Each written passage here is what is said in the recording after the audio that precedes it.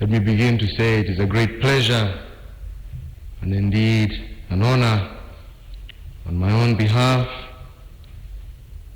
on behalf of my government and the people of Kenya, to be given this opportunity to address this august House. I speak to you today not only as a friend, but one of your closest neighbors, and indeed a steadfast friend in a turbulent world, as well as a committed partner in our historic task of building a lasting union that shall be secure but also prosperous. Indeed, it is my intention today to try and share with you a little bit of what I see as the destiny that awaits us as East Africans. And I do so that we can be strengthened by the hope that the future stands to bring.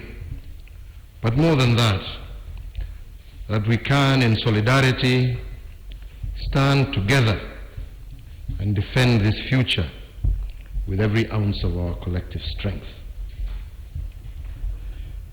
To attain that bright future, however, demands that we pay heed to where we have come from, to what has forged us into independent and ambitious Africans of Kenya and Uganda, and indeed of East Africa.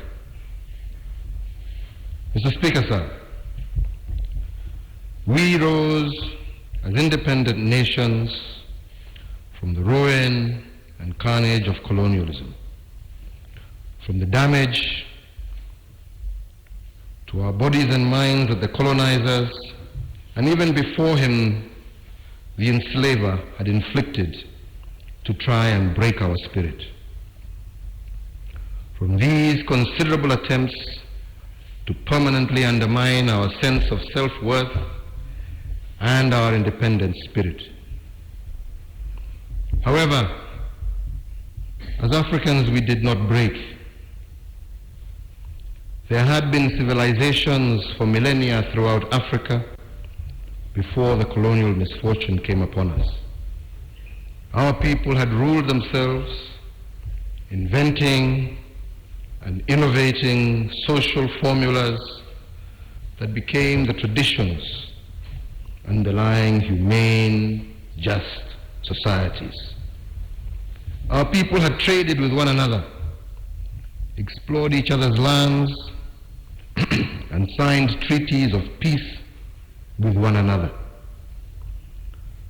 For generations without count, we had also raised brave warriors ready to make the ultimate sacrifice on behalf of their people. From these enduring qualities, we rejected and our forefathers defeated colonialism. Having done so, we did not go back to relive the nations of the past. Instead, we forged new nation states, expanded our sense of national identity, and adopted grander visions than had ever been known before. The greatest of these was the OAU, now the African Union, whose goal for half a century has been to erase the borders between us that were drawn in distant imperial capitals. Here in East Africa, our own East African community, where this great African dream is becoming realized more concretely as one of the fastest integrating regions in Africa, and indeed. Of course, that was just part of President Uhuru Kenyatta's speech earlier, where he was addressing the National Assembly in Uganda. A very historic moment, this being the first time a president is addressing the National Assembly of another country within this particular region. Now, to just continue with this discussion I was having earlier on with Professor Macharia Munene, who is an international relations expert, you managed to listen to him. Yes. Do you think that he captured all the issues that are in the region? Yeah, all the issues that are pertinent as of this moment, and they're giving a lot of hope and inspiration, reassuring. One of the main things about it is that it was a very reassuring speech about the region, about Uganda, about Kenya, about the future.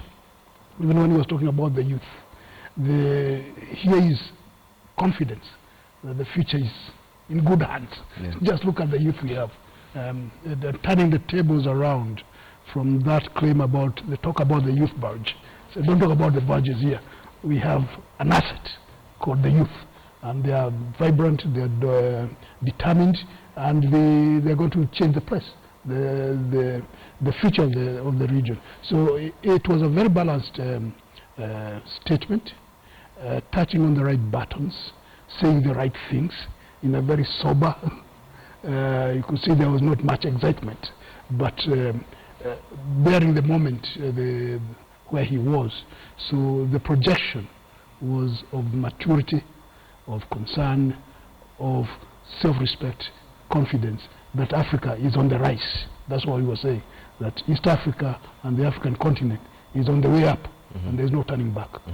Do you think, in regards to that he was just speaking on issues that perhaps Museveni would want to hear? Like, for instance, the issue of democracy. He said that the opposition shouldn't take advantage of a free democratic state. What do you think? Well, he's a visitor, and you don't go in somebody's house and insult him. You know, but that was not the issue. He made the right statement. He said that there is room for the opposition. But that room for opposition does not mean destruction. And I think he was trying to say balance up, and it applies everywhere, whether it is in Uganda, Kenya, Tanzania, or wherever. The democracy implies there will be differences of opinion on how to maneuver and go about political issues. Everyone involved, whether in the executive or in the legislature or wherever, should bear in mind the greater goal of ensuring that the country is stable and peaceful, so that they can deliver on the services that they intend to deliver. Now, if there are politicians whose objective is to destroy the country, then those are the ones I think he was warning about, that whatever you do, bear in mind that you have a country to protect and to defend and to advance, but not to destroy. But we have seen how both the countries have handled the opposition. Do you think Uganda has been doing it right, and shouldn't it have been part of the president's speech? How Uganda has handled its internal politics is largely, I think he made it very clear, the way countries handle the internal politics should not be interfered with too much. And I think when he was hitting at some countries that try to tell others how to run their politics, and it is not Kenyatta's business to tell Uganda how to run its politics. Now, we do have people who are in the opposition who do not like President Museveni too much, and who do that. That is normal. And it was not for President Kenyatta to go and tell Museveni, shake that guy's hand or do this. No. That was not the purpose of the visit. The visit was there to bring the peoples together instead of individual. And the peoples of Uganda and the peoples of Kenya can have a common identity, as he was talking about. We have a common agenda, we have a common identity. Now, individual politicians who have a problem there and there is really not President Kenyatta's business, because that's an internal matter, and they handle themselves the way they do. But one might also argue that it is sort of double standard, so to say, on President Uhuru Kenyatta's part. I remember during his campaign he was very vocal when he was saying wazee waende nyumbani. You know, he doesn't want old people to be to head this country. Yet here we have it that President Museveni has announced he wants to run for another term after 29 years. Who is the politician? And we've seen this with all politicians. Poor Raila Odinga. Yeah. The time he was saying was there. Yeah. Now he's having a problem. He's doing the same thing. But you know, we make a distinction between statements that are made as part of the campaign sloganeering and statements that are really dealing with serious matters of state. And he was dealing with serious matters of state now, not campaigning for a position in Uganda or in Kenya or somewhere. There will come a time when people will be telling who you are now old. So this is a normal thing. Yeah. There's nothing big to worry about in that. And I think Museveni has no problem. And as we wind up on that note, maybe if you could just analyze the relationship these two have, other than just being heads of state, or do you think? Well, I think they like each other very much. They have a personal chemistry. In that one, Museveni has a way of getting around and saying the right things. Whenever he comes to Kenya, he says things and people say, wow, you know, that kind of thing. And Uhuru also has this gregarious characteristic. And not to mention that he has a good name. Kenyatta is a good name. And Museveni is one of those, in his youth, grew up admiring the name of what? Of course, the other Kenyatta, the older one. Yeah, the older one. And so he probably he can see in the young man the hero that was the other one. And so they related very well, because in this sense, Museveni would like to be projected as a liberator. And he sees himself as a Pan-Africanist liberator. And after all, the older man was a what? So they have things in common they can identify and so project, and they work out they have a very good chemistry, the two of them. It's not the fact that they are simply presidents. Even when they stop being president, whenever that is, they'll still be good friends.